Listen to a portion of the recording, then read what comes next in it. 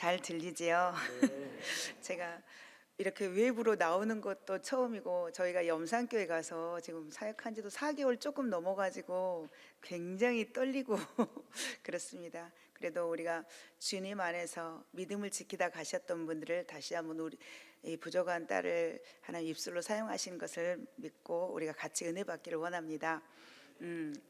저희 교회는 일단은 6.25 전쟁 당시에 순교자가 나왔는데 한국 교회사에서 가장 많은 순교자가 나온 교회입니다. 그래서 77인인데 거기에는 목사님과 가정과 또 장로님 가정, 집사님 가정, 또 청년들, 아이들, 무려 아이들은 예수 믿는 집의 자녀라는 이유로 28명이 이렇게 순교를 하는데 그때의 그 살아계셨던 분들의 그 증언을 토대로 먼저 영상을 보시고 나면 제가 다시 한번 조금 더 세세하게 설명을 한번 드릴게요. 영상실 먼저 보고 난 다음에 제가 할게요.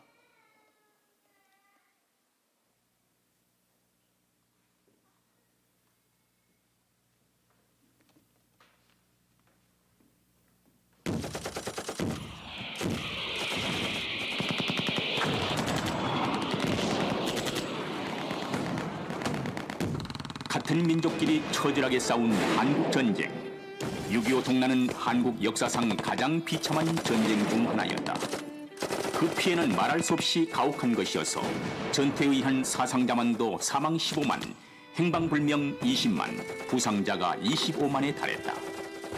또한 비전투 요원이었던 민간인들의 사상자 수는 이루 헤아릴 수가 없었다.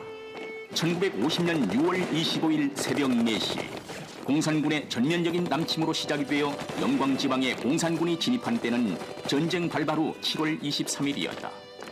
이날 새벽 1시 공산군 보병 및 전차부대는 김제와 고창지방을 넘어 대마이까지 쳐들어왔고 아침 6시에는 이미 영광읍내에 완전 진입하여 군청과 경찰서를 비롯한 많은 관청 건물을 탈취하였다.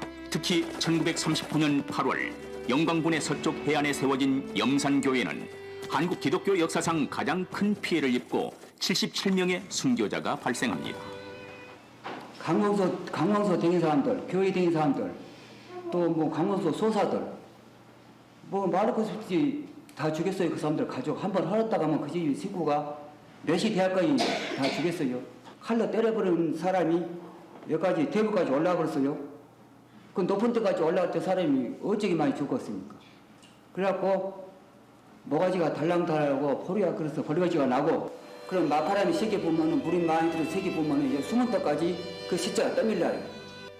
이로써 염산교회의 전체 교인 3분의 2가 희생되었고 또한 염산교회의 2대 목사였던 원창권 목사와 그 가족 모두도 영광에서 순교함으로 염산교회는 제1대 허상장로, 제2대 원창권 목사, 제3대 김방호 목사 등 교역자 모두가 영광의 순교의 열차를 함께 타게 됩니다. 그럼 왜 공산군은 이렇게 염산교회 교인들을 주축으로 죽였을까요?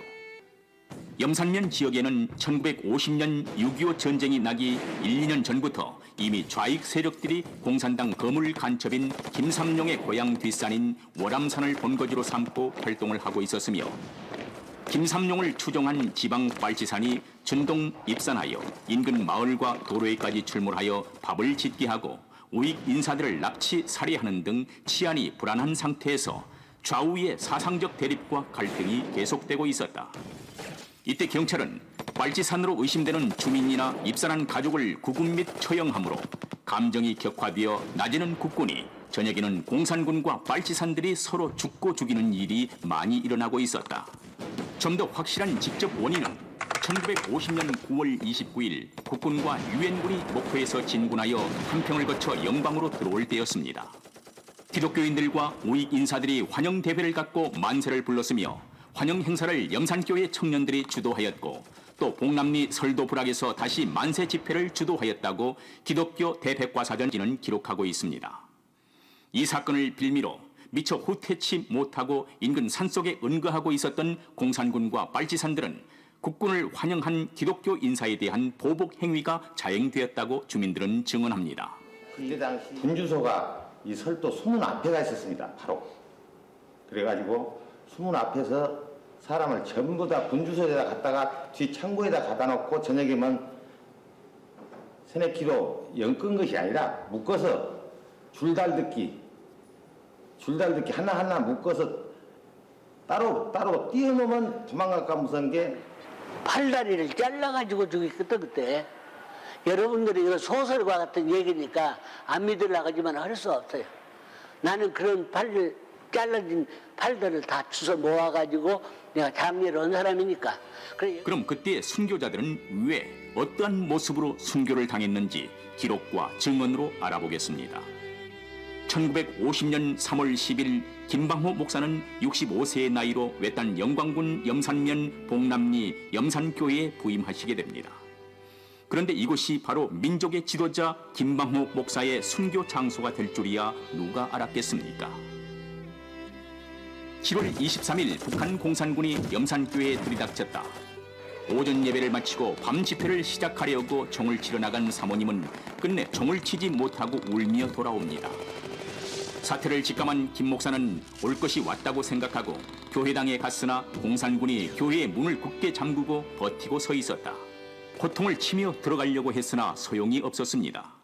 할 수 없이 교회당에서 예배 드리기를 포기하고 사택에 둘러앉아 예배를 드렸는데 이렇게 교회에서 이렇게 모여서 예배를 못 드리게 한 게 우리가 각자 골방에서 그러던 어느 날 밤중에 김동군 장로와 김형호 집사 부자가 달려와서 지금 목선을 준비했으니 빨리 피난을 가지 않으면 생명이 위험하다며 피난 갈 것을 간곡히 권유합니다.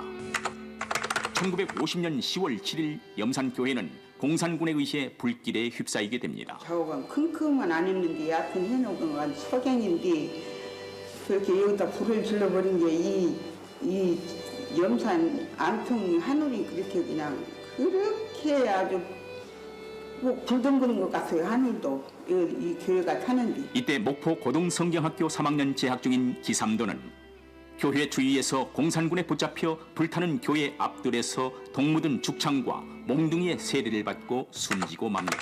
시체를 파러 가는데 따라갔습니다.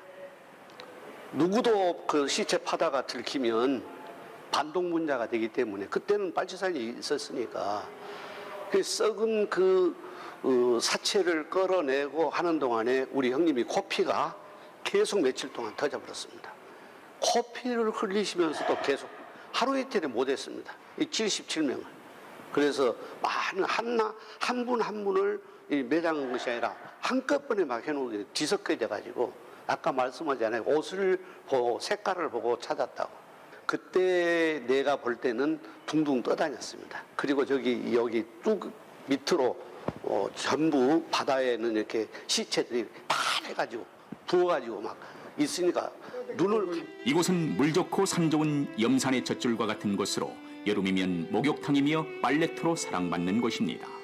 10월 13일 평생을 염산교회에서 전도사로 심호하다가 은퇴하여 장로로 장립받은 허상 장로와 부인 이순심 집사도 이곳에서 매를 맞고 피를 흘리면서 하나도 굴하지 않고 내 평생 소원 이것뿐 주의 일 하다가 이 세상 이별한 날 죽게로 가리다 찬송하면서 수레반처럼 돌무더기에 쌓여 하나님만 바라보면서 순교를 당하게 됩니다.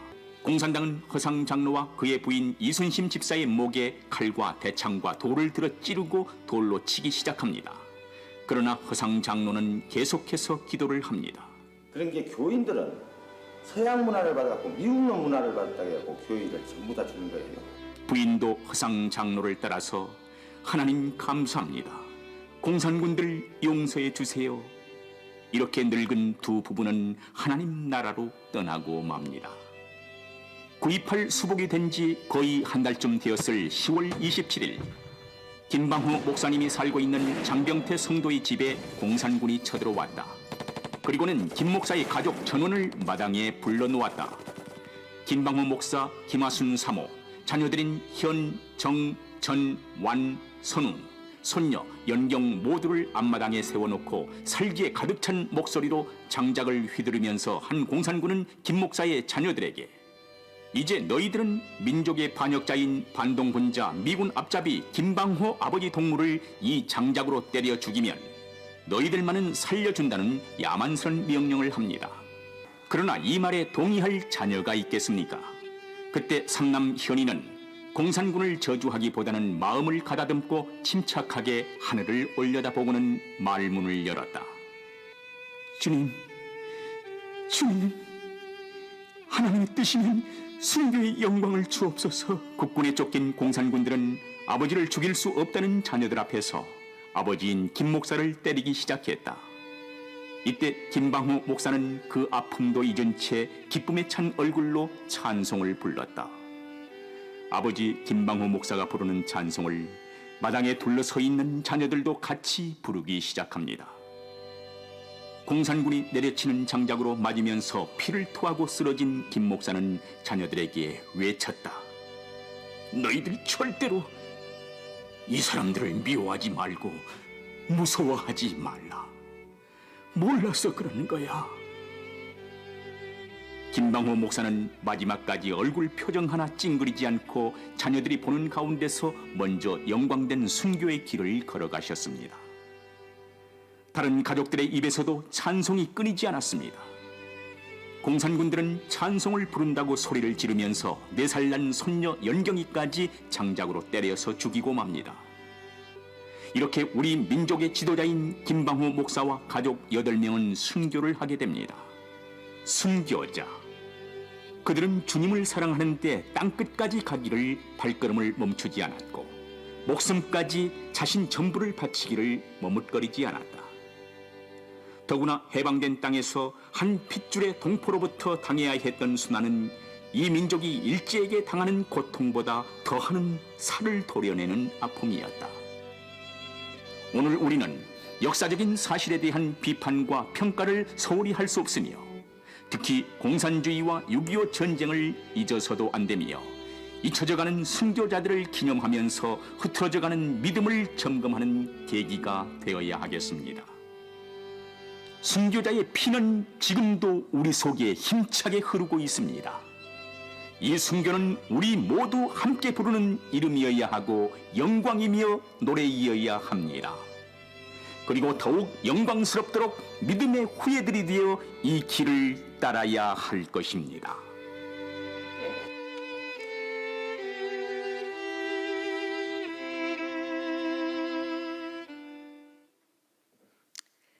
먼저 기도하고 시작하겠습니다.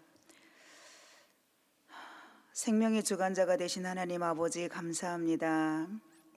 이 시간 부족한 것을 통하여서 하나님 우리 순교자의 피를 증거하게 하신 하나님 감사합니다. 이 시간 전하는 저나 또한 우리 함께하는 귀한 성도들과 함께 우리가 이 은혜의 시간들을 나눌 때마다 성령 하나님 우리의 마음을 만져주시고 우리의 신앙을 다시 한번 또한 우리가 점검하는 시간이 되며 또한 이것들을 통하여서 우리의 또한 신앙의 도전을 받는 귀한 시간이 될 수 있도록 이 시간 온전히 성령 하나님만 운행하여 주시옵소서. 감사하며 예수 그리스도 이름으로 기도합니다. 아멘. 네, 제가 굉장히 떨려요. 저희 염산교회는 어디에 있냐면요, 전남 영광군 염산면에 있습니다. 거기에 있는 곳인데 저희 염산은 어떤 곳이냐면 원래는 그 지역이 1927년 이전에는 아무도 살지 않는 무인도였습니다. 그런데 21세기 때 1927년부터 사람들이 모여 살기 시작하면서부터 이제 거기에 마을이 형성되고 그렇게 했는데 1930년에 그 간척 사업을 하면서 거기가 땅이 물이 메꿔짐으로 인해서 이제 육지와 연결이 돼서 육지가 된 겁니다.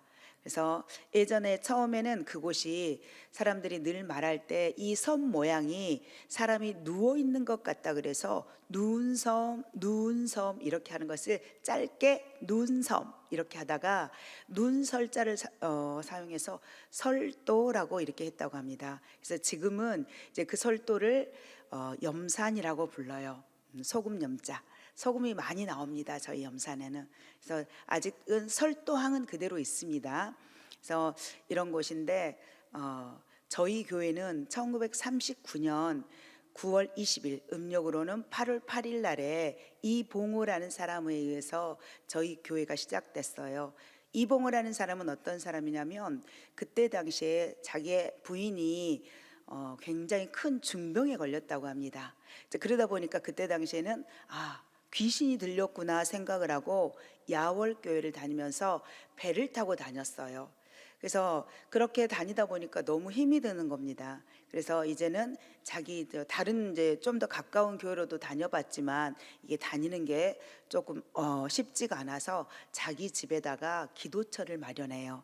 그래서 저희가 그때 이제 기도처가 마련이 되면서 그때 당시에 1939년에 이제 저희 일대 교육자인 허상 전도사님이 저희 교회에 오셔서 일주일에 한 번 정도씩 오셔서 예배와 전도를 전담을 해주셨어요. 그리고 이제 한 세월이 지나서 10여 년 이상의 그 성도들이 부흥하기 시작하니까 이제 전도사님이 전임 전도사님으로 저희 교회에서 사역을 저희 교회만 하시게 되는 거죠. 그러면서 전사님이 늘 사역을 하시던 가운데에 저희 교회가 이제 전도사님이 죄송해요. 제가 너무 긴장해서 저희 교회가 1대부터 3대까지 다 유교 때 이때 순교를 하시는데 이 전도사님이 이제 그 사역을 하시던 가운데에 이제 나는 이곳에서 평생 우리 성도들 위해서 이곳에서 기도하다가 이곳에서 묻히기를 원한다고 늘 성도들 앞에 이렇게 말씀을 하셨다고 합니다. 그래서 우리 1대 전도사님이 은퇴 이후에 1대 장로님으로 장립을 받아요. 그때 당시에 김동근 집사님과 두 분이서 장로 장립을 받습니다. 그래서 이제 2대 3대 목사님을 잘 섬기면서 성도들의 가정도 신방하고 늘 기도하시던 분이에요. 그런데 저희 교회가 이제 거기에서 이렇게 사역을 하시는 가운데 1950년 6월 25일 전쟁이 일어나잖아요. 저희 교회가 이제 77인이라는 그 순교자가 나오는데 뭐 하루 이틀이 아니에요. 이제 저희 주변 교회는 하루에 이렇게 교회에다가 다 넣어서 해서 이렇게 몰살을 시키는 경우도 있지만 저희 교회 같은 경우는 1950년 10월 3일부터 그 다음에 1951년 1월 6일까지 약 3개월에 거쳐서 저희 교회가 순교자가 나와요. 어떻게 보면 그 기간 동안에 피신할 수도 있었고 또 예수 안 믿는다고 부인할 수도 있는 시간이었습니다. 그러나 저희 교회 성도들은 다 그 기간 동안에 예수 그리스도를 부인하지 않는 가운데 순교의 자리를 걸어갔는데 우리 일단 일대 그 전도사님이시면서 일대 장로님이 이분이 이제 전쟁이 일어난 다음에 10월 그 전쟁이 일어난 이후에도 끊임없이 교회에 와서 기도하고 이런 삶을 사셨어요. 그런데 10월 13일에 그들에게 의해서 붙잡혀서 죽습니다. 저희는 염산이라는 곳은 염산 중앙에 보면은 봉덕산이라는 곳이 있어요. 그리고 동쪽으로 바라보면 월암산이라는 곳이 있고요.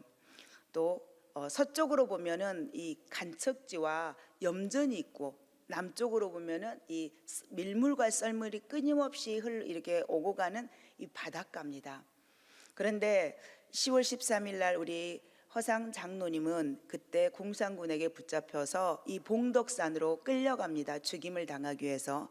그러면서 끌려갈 때에 칼과 죽창으로 찔림을 받고 이런 가운데 있어서 허상 장로님은 그때에 이렇게 죽창에 찔리면서도 오히려 아멘 아멘 고백하시고 또 내 평생 소원 이것뿐 주의 일 하다가 이 찬송을 하시면서 그 죽음도 그 고난도 견뎌내셔요. 그런데 그 뒤를 쫓아오던 아내 이순심 집사님 또한 우리 장로님이 간 천국 나도 보내달라고 울부짖으며 쫓아오니까 그 또한 장로님처럼 죽창과 칼과 돌로 때려서 그도 죽입니다. 그럴 때 우리 이순심 집사님 또한 거기에서 오히려 하나님 감사합니다. 저 공산군들 용서해 주세요라고 오히려 그들을 위해서 기도해요.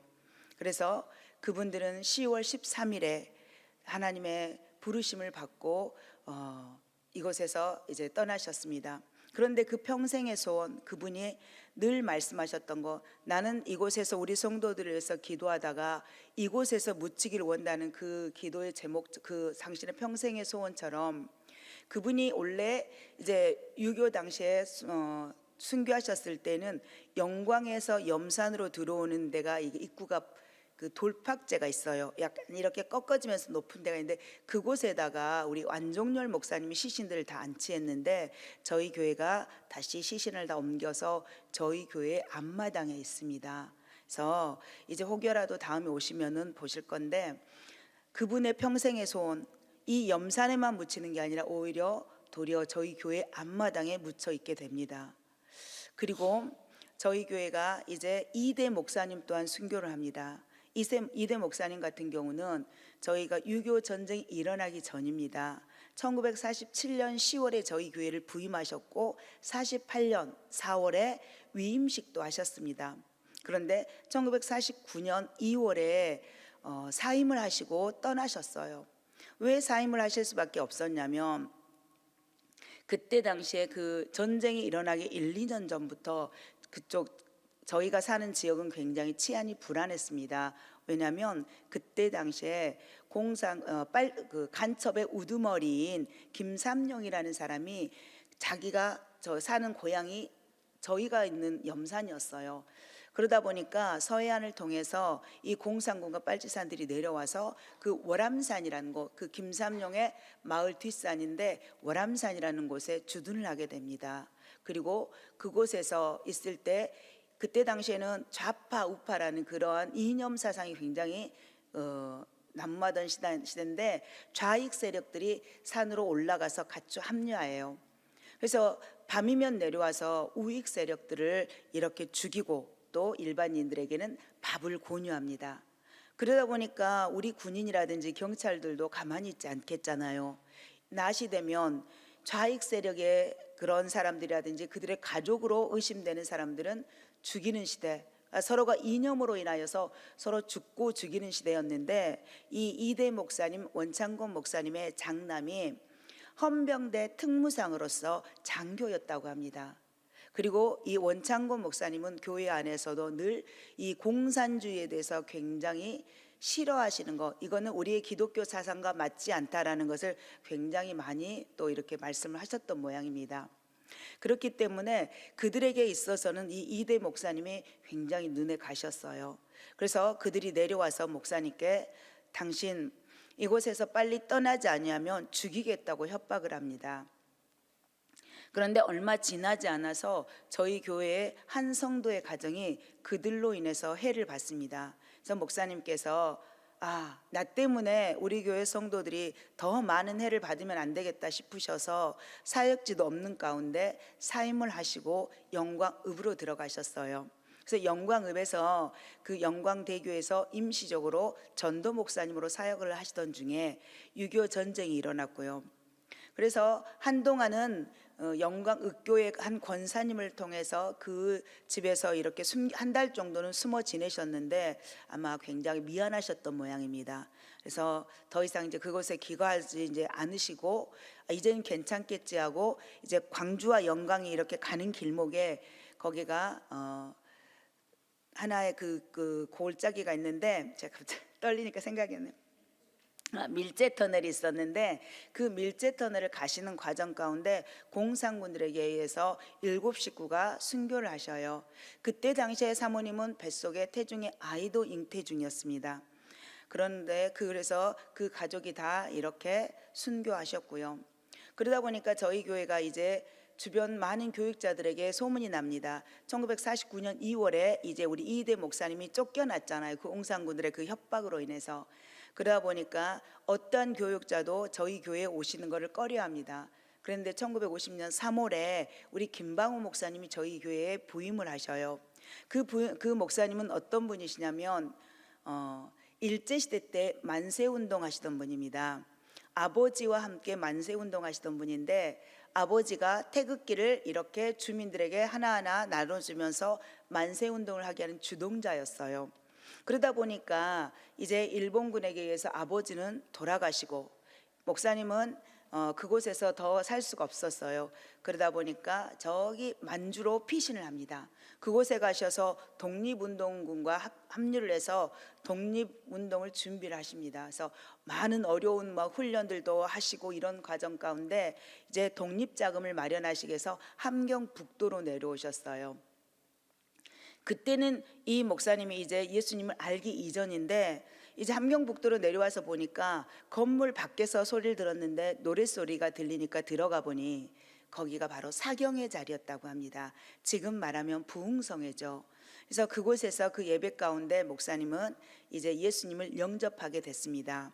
그리고 그곳에서 아내 되는 김하순 사모님도 만납니다. 그 김하순 사모님은 어떤 분이냐면 일제시대 때 인천에서 아버지가 독립운동을 하시던 분인데 그 아버지 또한 일본군에게 죽고 어머니와 이제 피신을 해서 단둘이 함경북도로 올라와 있는 상황이었습니다.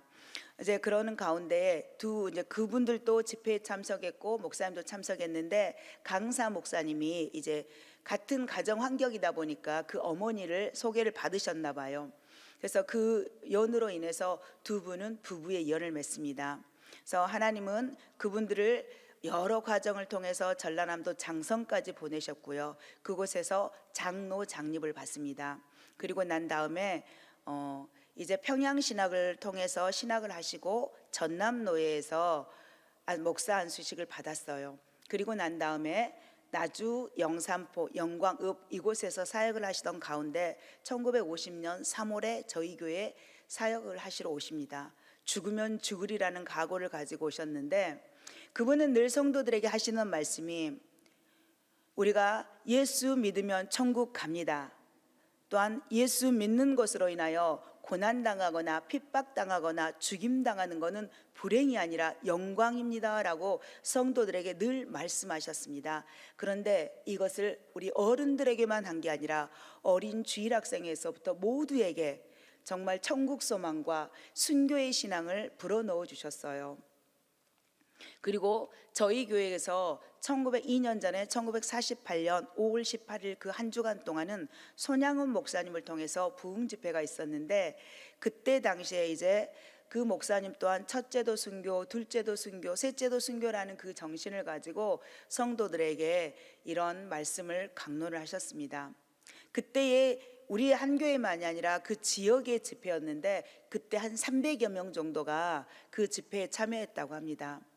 그래서 저는 하나님이 그때 그 집회를 통해서 그 영광 지역에서 수많은 순교자가 나올 것을 미리 아셨기 때문에 하나님이 이 목사님을 통해서 미리 성도들의 신앙을 고치했다고 생각을 합니다. 그래서 저희 교회에서 한 10여 분 정도 가면 그 야월교회라는 곳도 65명이 순교하셨고 또 법성교회 또 백수읍교회 이런 수많은 교회들이 순교자가 나왔습니다.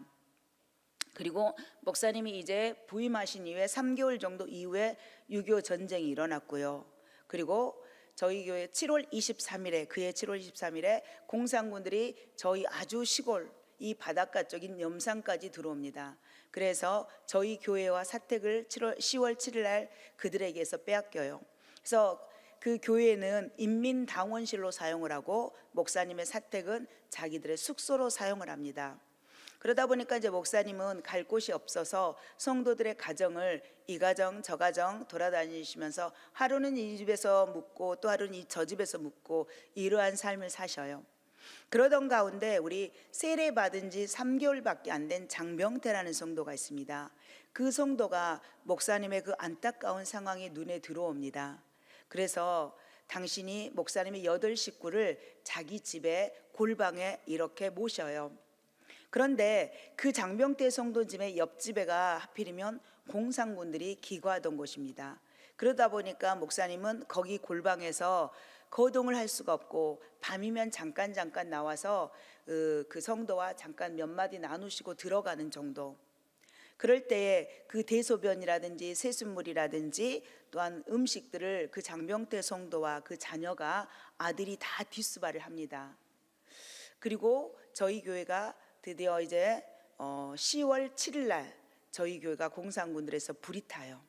그리고 저희 교회가 그때에 또 그날 순교자가 청년이 순교를 합니다. 그 청년은 이제 목사님께 교회가 불탔다는 소식을 들려드리고 이제 돌아오는 길에 순교를 하는데 그 또한 어떤 분이냐면 저희가 9월 29일 날 50년 9월 29일 날에 서울이 수복이 되잖아요. 유행군을 통해서. 그런데 29일 날 목포와 한평을 통해서 영광으로 이렇게 유행군이 우리 군과 진입을 합니다. 그래서 그것을 환영대회를 하기 위해서 저희 교회의 청년을 주축으로 해서 태극기를 만들어서 환영대회를 하는데 그 준비를 했던 그 리더자인 청년 기삼도라는 청년이 그들에게 붙잡혀서 죽게 됩니다. 그리고 드디어 10월 27일 날 저희 교회에 우리 이제 김방호 목사님이 주변 사람으로 인해서 밀고를 당해요. 어디 곳에 있다라는 걸. 그래서 이제 붙잡혀서 그 장병태 성도의 그 앞마당에 모아놓고 자녀들을 앞에 세워놓은 상태에서 이 목사님을 자녀들 앞에 세워놓고 난 다음에 자녀들에게 장작으로 때려서 죽일 것을 협박을 합니다.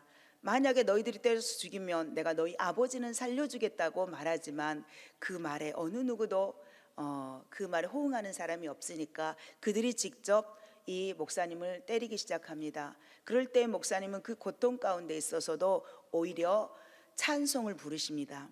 그리고 온 가족도 그 찬송을 따라 부르고요. 그리고 목사님은 정말 얼마나 두들겨 맞았으면 피투성이가 되면서 쓰러지면서 이 쓰러졌을 때 자녀들에게 마지막 말씀을 남기지죠. 이 사람들을 너희들은 미워하지도 말고 무서워하지도 말아라. 몰라서 그러는 거야 라고 오히려 자녀들에게 이렇게 저들을 미워하지 말라고 이렇게 돈독히 그들을 말씀을 해놓고 목사님은 숨을 거두십니다. 그래서 거기에서 함께 있던 자녀들도 찬송 부른다는 이유로 죽고 거기에는 4살 난 손녀 영경이도 있습니다. 그 아이도 그곳에서 찬송을 부르다가 매를 맞아 죽습니다. 저는 이걸 볼 때에 목사님이 정말 어린 나이에서부터 어른들에게까지 정말 강하게 이 천국 신앙, 우리가 예수 믿으면 천국 간다는 그 복음과 또한 우리가 순교하는 것도 영광이라는 것을 얼마나 이 어린 아이들에게 많이 이렇게 심어 놓으셨으면 그 손녀 4살 난 영경이도 그곳에서 천국 소망을 기다리면서 그곳 찬송하다가 이렇게 죽었을까를 한번 생각을 해봅니다. 그리고 그때 당시에 저희 교회가 이제 성도님들을 집사님들을 숨겨주는 3개월간 막 숨겨주다 보니까 그걸 이렇게 발각이 돼서 숨겨준 자도 죽고 숨은 자도 죽고 이런 상황이었는데 이 목사님 또한 그들을 이제 숨겨줬던 그 장병태 성도는 어떻게 됐냐면 그들을 숨겨줬다는 이유로 붙잡혀서 몰매를 맞습니다. 그럴 때에 장병태 성도가 몽둥이를 맞을 때 머리를 맞았어요. 그러면서 머리가 피투성이가 돼서 이렇게 퍼지는데 그 성도는 아마 그 시간에 자기가 죽는 걸로 이제 생각을 했던 모양입니다. 그 상황에서 장병태 성도는 무릎을 꿇습니다. 하나님 감사합니다. 우리 목사님이 순교하신 것처럼 나도 순교할 수 있는 영광을 주셔서 감사합니다라고 도리어 기도합니다. 그랬을 때에 그들이 그 장병태 성도를 정말 숨을 조금 쉴 정도만큼 아마 두들겨 팼던 모양입니다.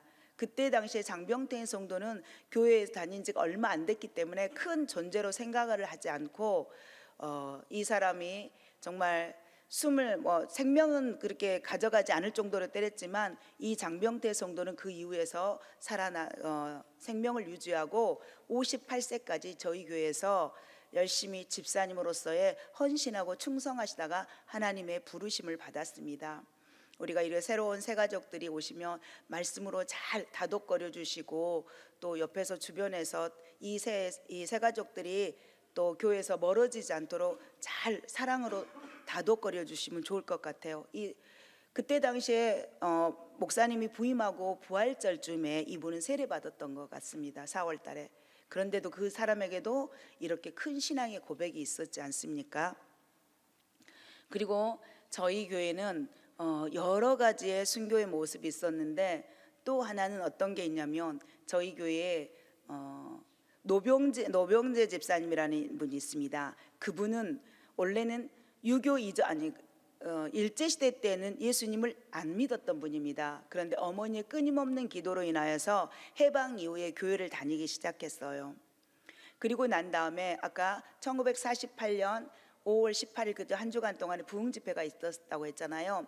그 전에는 교회를 다녔지만 사업에 바빠서 열심히지 못했는데 이 부흥 집회 이후에 이분이 하나님을 제대로 만났던 모양입니다. 그래서 그 이후에 이분은 그 안에 든 장희령 집사님과 함께 정말 열심으로 교회에 앞장서서 일하시던 분입니다. 그러다 보니까 그들 또한 그 공산군에게 의해서 눈에 가시였겠죠. 그리고 사업을 하다 보니까 그가 또 경제적으로도 좀 부유했던 모양입니다. 그래서 그분도 저희 이제 교회에서 어떤 이제 뭐 죽창에 찔리거나 칼에 찔리거나 돌에 맞거나 하물며 생매장까지 당하는데 가장 많이 죽었던 건 어떤 거냐면 저희가 바닷가라 그랬잖아요. 그러다 보니까 물에 빠뜨려서 수장시켜서 죽이는 것이 있었는데 그때 노병재 집사님도 수장을 시켰습니다. 그런데 이분은 어떻게 수장을 했냐면 저희가 밀물과 썰물이 있는데 물이 싹 빠진 가운데 있어서 그 갯벌 위에다가 무릎을 꿇려놓고 그 다음에 손을 뒤로 묶고 앞에다가 큰 돌을 묶습니다. 왜냐?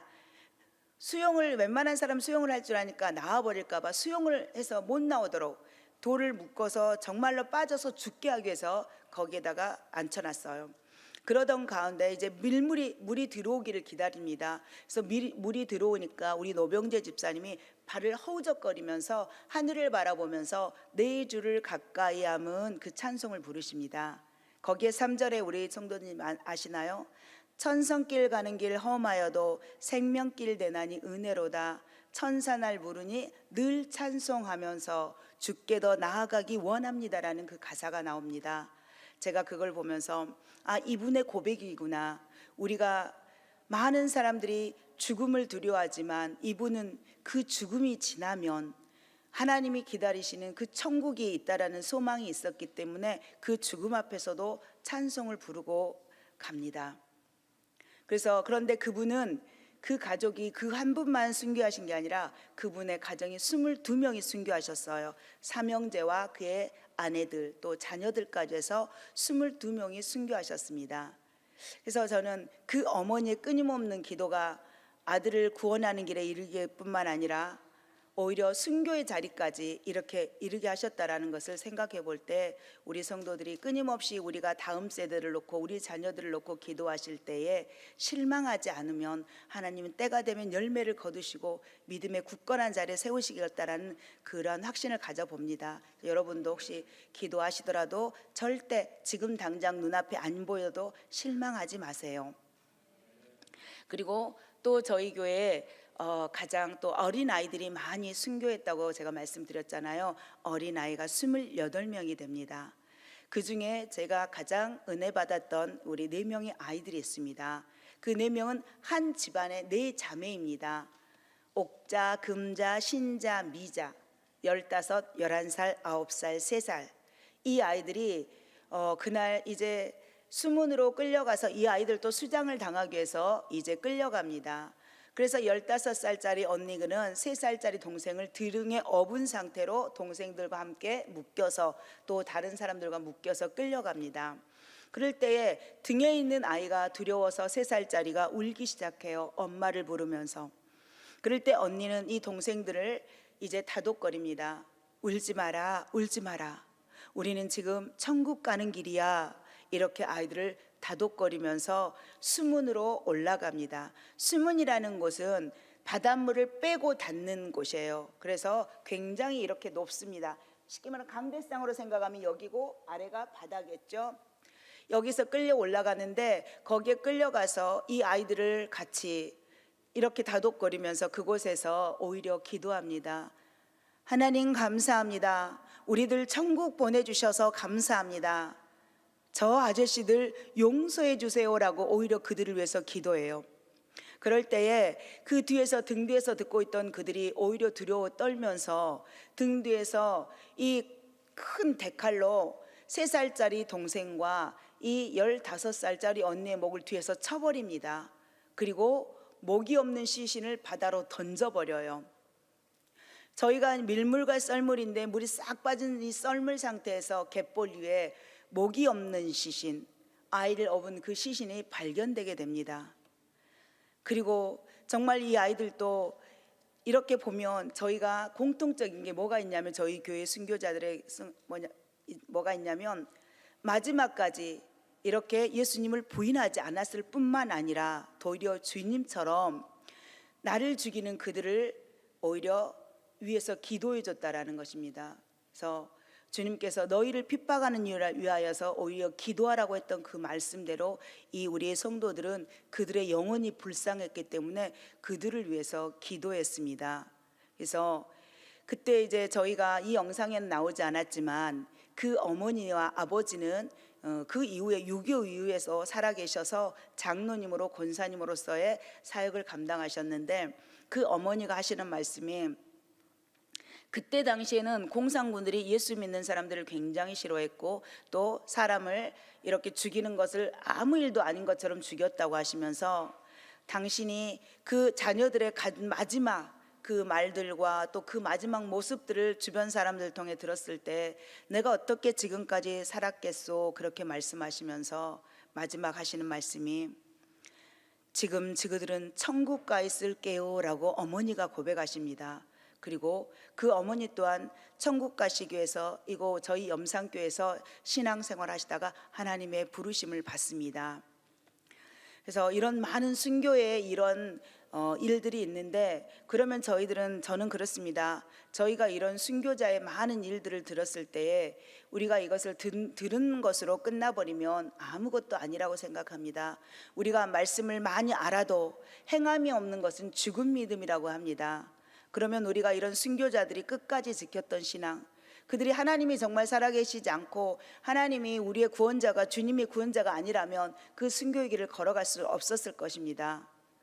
지금 이 시대에도 우리가 이슬람인들이 이슬람교였던 사람들이 개종을 해서 기독교로 이렇게 돌아왔을 때 그들은 그들에게 오히려 죽음의 이렇게 대상이 되잖아요. 얼마나 고난받습니까? 그리고 저 북한에서도 지하교에서도 지금 또한 예수를 믿고 싶고 마음껏 찬양하고 싶지만 숨죽여서 예배드리는 자들이 너무 많습니다. 그들도 발각이 되면 이렇게 죽임을 당하는 이러한 환경도 많습니다. 그러면 우리는 얼마나 신앙에 있어서 자유롭습니까? 오히려 신앙생활을 제대로 못하면 오히려 열심히 하라고 권면하는 시대입니다. 그리고 이렇게 주변 사람들 통해서 전도할 때도 우리가 아쉬워서 하는 것처럼 하는 시대지 않습니까? 우리가 정말로 우리 순교자들이 끝까지 신앙을 지켰던 이런 모습을 우리도 본받아서 이 땅에 살면서 순교자적인 삶을 살아야 된다고 생각을 하는데 제가 저희 교회 가장 순교자적인 삶을 살았던 한 분의 예를 제가 말씀을 드릴게요. 저희 교회는 3대 목사님이 김방호 목사님 계시고 4대 전도사님은 김익 전도사님이 계십니다. 그 3대와 4대는 부자지간이에요. 3대 목사님이 1950년 10월 27일 날 순교를 하셨는데 그 다음에 1951년 4월 7일 날 저희 교회에 부임하십니다. 전도사님으로. 이때 온 가족이 순교했을 때 전도사님은 이제 신안 비근면에서 거기에서 피신을 가 있었더라. 거기에서 이제 생명을 유지했는데 그분이 저희 교회에 와서 사역을 하시겠다고 합니다. 그랬을 때 처갓집 식구라든지 모든 사람들이 그것을 만류했어요. 왜? 그곳은 온 가족 8식구가 순교한 자리인데 어떻게 그 자리에 가서 아픔을 가지고 사역을 할 수 있겠냐고 하면서 다 반대를 하셨지만 전도사님은 오셨어요. 그랬을 때에 그 전도사님이 오셨을 때 주변에서 수많은 사람들이 저 사람 미쳤다라고 손가락질합니다. 그리고 분명히 원수가 앞으로 왔다라고 말을 해요. 그랬을 때 전도사님은 말씀하십니다. 네, 맞습니다. 저는 원수가 앞으로 왔습니다. 우리 온 가족을 죽이는데 밀고 하고 앞장섰던 저들이 죽었을 때 저들을 하나님 나라로 보내는 것이 내가 하나님 앞에 참 원수 갚는 것이 아니겠습니까? 라고 말씀하시면서 그들에게 직접 찾아가서 내가 당신을 용서합니다. 당신을 사랑합니다. 라고 이렇게 말씀을 합니다. 처음에는 어떤 그 누구도 이 말이 진심이라고 받아들이지 않지만 끊임없이 전도사님은 찾아가서 그들에게 용서한다고 사랑한다고 말씀을 하니까 그들의 마음의 문을 열고 그들이 오히려 이제는 그들도 예수님을 영접하면서 신앙생활을 하게 됐고 저희 교회 3분의 1이 다 이제 흩어졌던 상황인데 이 김익 전도사님으로 인해서 사랑의 사도가 왔다는 소식으로 인해서 교회 성도들이 다 저희 다시 모여들어서 교회가 다시 형성이 됩니다. 그러던 가운데 전도사님은 너무나 안타깝게도 저희 교회에서 2년밖에 사역을 못 하세요. 왜냐하면 원인도 없고 병명도 없이 시력을 차츰차츰 잃어가셔요. 왜냐하면 그 전도사님이 이제 그래서 2년 정도밖에 사역을 못 하시고 사임하시고 이제 나주 영산포로 가셔서 9년 있다가 42살에 이제 하나님의 부르심을 받았는데, 이 전도사님이 늘 밤마다 기도하기를 어떻게 기도하셨냐면, 하나님 감사합니다, 용서하는 마음 주셔서 감사합니다, 사랑하는 마음 주셔서 감사합니다 라고 하셨다고 합니다. 그러면 거기에까지 그 말이, 그 감사의 고백이 나오기 이전까지는 얼마나 수없이 자기와의 그 아픔을 가지고 싸웠을까를 저는 생각해 봅니다. 어떻게 내 부모 형제를 죽이는데 앞장서고 밀고 있던 저들을 바라볼 때 용서와 사랑이 나오겠습니까? 그들을 바라보면 원망과 저들을 죽이고 싶은 마음, 이 얼마나 이 그런 아픔들이 많았겠습니까? 그러나 그것을 주님 앞에서 늘 기도하는 가운데 자기의 육신의 그런 감정들을 죽이고 하나님이 원하시는 한 영혼을 살리는 거, 영혼 살리는 그 말씀 앞에 순종하기 위해서 얼마나 눈물을 끊임없이 흘리며 기도했을까를 저는 생각해 봅니다. 그래서 저는 그 눈물로 인해서 이 전도사님이 시력을 잃어버리지 않았을까를 한번 생각해 봐요. 그래서 아버지가 갔던 그 순교자의 길을 걸어갔다면 그 아들은 순교자적인 길, 생명을 내놓지 않았지만 나의 자아를 죽이는, 그리고 복음 앞에서 말씀을 따라가기에 나의 육신의 소욕을 죽이는 이러한 삶을 사는 것이 바로 순교자적인 삶이라고 생각합니다. 그래서 이 순교자적인 삶은 하루로 안 됩니다. 수날을 매일매일 내 눈앞에서 내 원수를 봐야 되는 때도 그를 사랑하고 그들을 끌어안아야 되는 그 순교자적인 삶을 살아가는 이 전도사님이 저는 더 존귀하게 저는 생각합니다. 하나님도 아마 그렇게 생각하실 거라고 생각합니다. 그래서 여기 오신 분들이 정말로 믿음으로 말씀 앞에서 잘 살아주셨으면 좋겠습니다. 저희 이제 아까 제가 목사님께 말씀을 드렸었는데 저희 교회 한 장로님이 있습니다. 이제 저희가 많은 교회가 어려움이 있다가 이제 장로님이 한 분 남으셨는데, 그 장로님은 젓갈상회를 합니다. 그 장로님이 예수를 믿기 전에는, 그리고 이제 일반 평신도 때는 주일날도 장사를 했어요. 그럴 때 주일이면 그때 당시에는 더 많은 고객이 와서 앞치마를 하나를 여기다가 하고 돈이 이제 더 채울 수가 없으니까 앞치마를 하나를 위에다 더했대요. 그럴 정도로, 그래서 하루에 주일이면 돈 1,000만 원씩 벌을 정도였다고 합니다. 그런데 이분이 이제 집사 직분을 받고 이런 과정 가운데 있어서 내가 주일을 지켜야 되겠다는 마음이 왔습니다. 그래서 주일을 지키는데 너무 이제 마음은 그래서 주일을 지키긴 하는데, 주일이면 내 앞집에서 분명히 저 사람은 나의 단골 고객인데 내가 오늘 문을 안 연다고 저 집에 가서 이걸 사는 거를 봅니다. 처음에 너무너무 마음이 아팠다고 합니다. 그래도 그것을 어떻게든 견뎌보고 싶어서 이제는 점심때가 되면 도시락을 아예 아침에 준비를 해서 예배가 끝나면 저기 산으로 가서 거기서 점심을 먹고, 그 광경을 안 보려고, 우리의 단골 고객들이 다른 집으로 간 걸 안 보려고 그렇게 하시다가 돌아왔어요. 이런 과정 가운데 있어서도 주일은 지키긴 하는데 한편으로는 마음이 온전하게 기쁘지는 않죠. 그런데 어느 날 문을 열고 가게 문을 열고 딱 들어가는 그 주일날도, 그날도 문을 열고 들어가는 순간 하나님이 주일은 네 것이 아니니라, 주일은 네 것이 아니니라, 주일은 네 것이 아니니라 라고 3번을 말씀하셨다고 합니다. 그래서 우리 장로님은 그 이후로 그 권사님이랑은 그 주일에 대한 그 전에 항상 그 마음에 무거웠던 것을 다 내려놓고, 저희 그 염산의 설도 그 항에서 주일을 지키는 곳은 그곳 한 곳뿐입니다. 저희 장로님.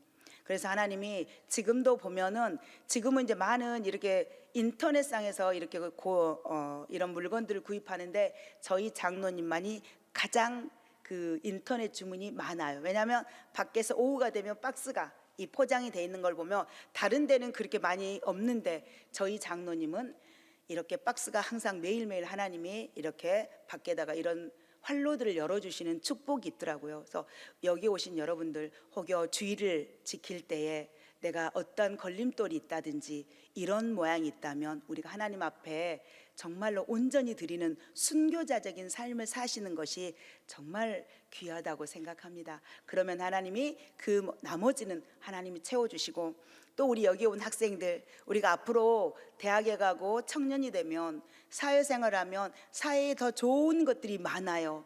눈에 보기에 좋고, 우리 선악과를 볼 때 보기에도 탐스럽고, 이렇게 우리의 지혜롭게 할 만큼 그런 좋은 것들이 세상에 많습니다. 그러나 그것에 현혹되어 살아가는 게 아니라 오직 정말 참되신 예수 그리스도 생명나무만 따먹는, 우리가 주의를 지키고 신앙을 꼭 지켜서 마지막 우리 하나님께서 부르실 때 기뻐 받으시는 영혼들이 되길 원합니다. 그래서 제가 이제 성경 여러 가지, 제가 성경은 이제 제가 말씀을 이걸 전하다가 읽다가 감동이었던 말씀들이 많은데, 제가 딱 한 구절만 말씀을 드릴게요. 이 말씀만 우리 성도 여러분들이 가슴에 담고 사시면서 신앙생활 하셨으면 좋겠습니다. 마태복음 26장 13절에 보면은 다 찾아 보실래요?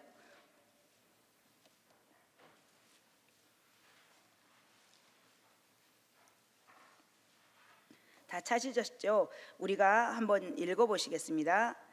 내가 진실로 너희에게 이르노니 온 천하에 어디서든지 이 복음이 전파되는 곳에서는 이 여인이 행한 일도 말하여 그를 기억하리라 하시니라. 아멘.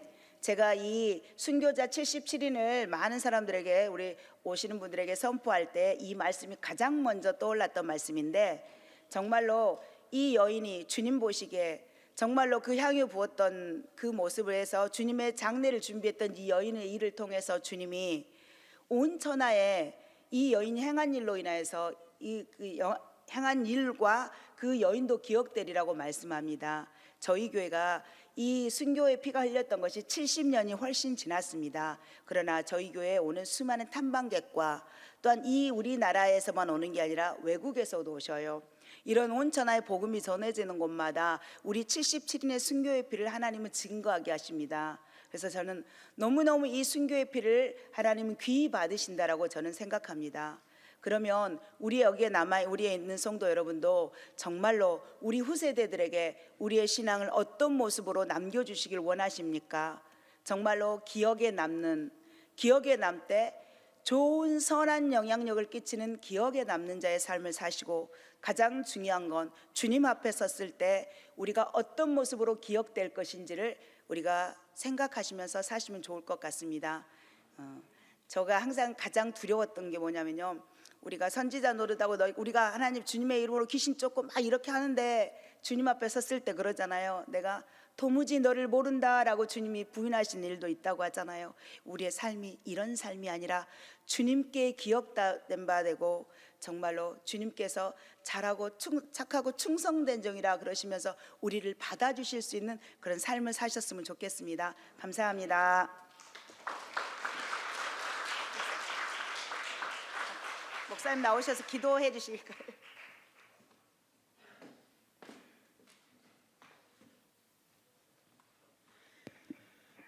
할렐루야. 제 아내한테 조금만 하라 했더니 아주 거창하게 아주 다 지루하게 만들어 놓고. 여러분, 공감대 형성이 됩니까? 네. 사실은 여러분이 순교 성지에 와서 직접 보고 여러분의 발로 밟고 해야 더 은혜가 있고 또 감동이 있습니다. 근데 우리 목사님이 오셔가지고 신신당부해서 저희가 어쩔 수 없이 왔는데, 운전하고 오니까 사실은 저희 장로님이나 우리 권사님들이 다시는 목사님 나가지 마세요 그래가지고 목사님이 복을 받으신 겁니다. 처음이자 마지막으로 저희가 밖으로 이렇게 주일날 나와 봅니다. 다시는 이제 밖으로 나갈 일이 없을 것 같고요. 네. 여러분이 오세요. 여러분이 오시기 바랍니다. 네, 우리 목사님께서 3번 오셨다는데 아직도 안 오신 분들이 많이 있으니까 여러분이 오셔서 은혜 받으시고 이제 그렇게 했으면 좋겠습니다. 그리고 여러분에게 꼭 당부의 말씀을 이 목사가 좀 전합니다. 섬김, 사랑, 이제 여러분이 그거 다 무색해졌죠. 우리 주님이 우리 위해서 십자가에 죽으시면서 그 사랑을 보이셨는데 우리는 자꾸만 잊거든요. 잊어버려요. 또 하나는 뭐냐? 우리가 죽자 그러면 너나 죽어라 이렇게 되거든요. 남편한테 여보, 나 정말 당신을 죽으도록 사랑합니다. 그러잖아요. 아내가. 또 아내는 남편은 또 아내한테도 정말 사랑합니다. 그런데 조금만 마음이 삐뚤어져 봐요. 절대 안 사랑. 니만 죽어? 너만 죽어? 겉으로는 여보 나도 죽을게 그러고 속으로는 너만 죽어. 너만 죽어 그럽니다. 근데 우리 주님이 그 마음을 다 보시죠. 여러분 안에 예수 그리스도가 계시죠? 아멘입니까? 그렇다면 같이 예수님 때문에 사랑하고 예수님을 위해서 섬기시고 여러분의 목사님 마지막 때까지 잘 섬기시기 바랍니다. 교회에 잘 섬기시기 바랍니다. 섬김이 그냥 섬김이 아니라 바로 순교자, 순교. 그 교회가 이 사도들을 통해서 순교함으로 해서 그 교회가 형성됐던 것처럼 여러분이 그렇게 되길 바랍니다. 신신당부합니다. 불평하거나 원망하면 여러분 마귀가 와서요 옳거니 좋다. 그래 좀 더 해라. 좀 더 해라 그렇게 합니다. 저는 이렇게 염산교회 와서요 철하면서 기도하면서 직접 문 밖으로 귀신이 나가는 걸 봐요. 우리 성도 옆에가 붙어 있는 거 보여요. 신비적인 굉장히 목사님이 굉장히 신비적인 사람이네. 그래서 아니에요. 저 그런 사람 아니에요. 40일 금식하면서 하나님 보여준 게 약속한 게 있어서 제게 이제 그런 것들이 있었는데 가능하면 저는 은사들을 활용 안 하고 말씀으로 살려고 합니다. 그런데 그게 보여요. 괴로워하면서 가는 게 보여요. 그런데 몰라요, 성도들은. 이게 무서운 거예요. 죽음이 있는 곳에 여러분 악한 영들이 굉장히 강하게 틈을 타요. 여러분 절대로 목사님께서 말씀으로 기도하면서 이렇게 했던 그런 모습들을 잊지 마시고 잘 섬기시면 좋겠어요. 우리 아까 젓갈 하신다는 장로님 있죠? 제가 무슨 말 하냐면 반대해 본 적이 없어요. 목사님 네, 목사님 뜻대로 하십시오. 이렇게 합니다. 저보다도 나이가 많지만 저에게 꼭 그렇게 하십니다. 목사님 필요한 거 없으십니까? 제가 이렇게 좀 이렇게 하면 더 좋은 곳으로 목사님 더 비싼 거로 하세요. 그렇게 이야기하십니다. 물론 물질적으로 없어도 그렇지만 여러분이 그렇게 했으면 좋겠고요. 여러분이 귀한 목사님을 잘 모시고 기도에 힘쓰시기를 바랍니다.